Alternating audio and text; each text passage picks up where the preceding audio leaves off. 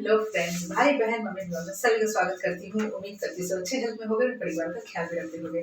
तो समर की मम्मी गई समर के साथ अपना बैग पैक करके, और यहाँ पे गुनगुन मैडम को बहुत है चिंता समर की मम्मी का, और वो रखना चाहती है उसकी मम्मी को अपने घर में। पर क्यों? अच्छा, गुनगुन इसलिए रखना चाहती है ताकि समर अपनी मम्मी से मिलने के बहाने बार बार उसके घर में आता रहे। अरे भाई, ये सब दिन चले गए। समर तुम्हारे मुंह में खुद बोल गया और ध्रुव को भी अल्टीमेटम दे गया कि देखना तुम्हारी बीवी मेरे घर तक ना आए।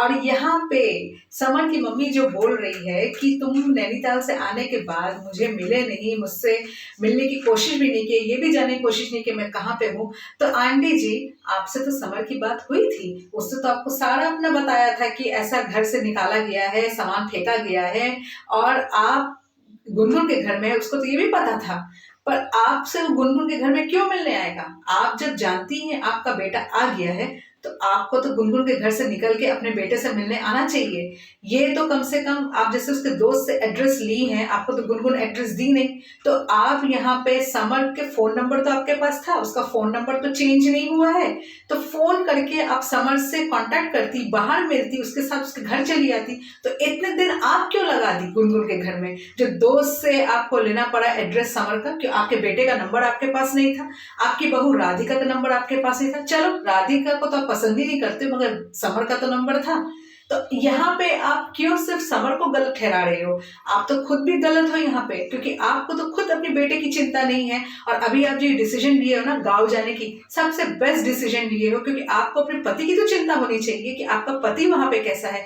आप घर घर खेल रही हो, कभी गुनगुन के घर में, कभी समर के वो किराए वाले घर में। अरे भाई, अपने गाँव में भी तो जाओ, आपके तो वहाँ गाय भैंस आपके इंतजार में तो बेचारे अधमड़े हो गए होंगे, और आपका पति वो तो और अधमड़ा हो गया होगा। आपको तो वहां जाके उनको तो संभालना चाहिए, तो आप यहाँ पे इनके झंझट में फंसे हुए हो।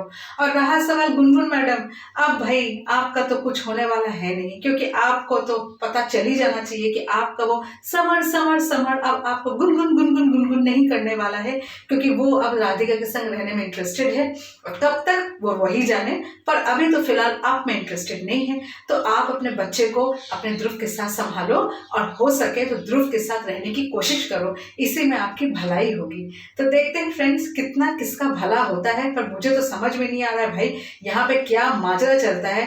कभी समर राधिका के पक्ष में अपनी मम्मी को ले जा रहा है गुनगुन को अल्टीमेटम देते हुए, और कभी गुनगुन के पक्ष में आ जाता है राधिका को अल्टीमेटम देते हुए। तो चलिए देखते हैं किसको कितना क्या अल्टीमेटम मिल रहा है, और हम एंजॉय करते रहें। तो चलिए, जिसको मेरा ब्लॉग अच्छा लगा प्लीज एक लाइक जरूर कीजिए, चैनल नए हैं प्लीज सब्सक्राइब जरूर कीजिएगा। तब तक के लिए बाय बाय।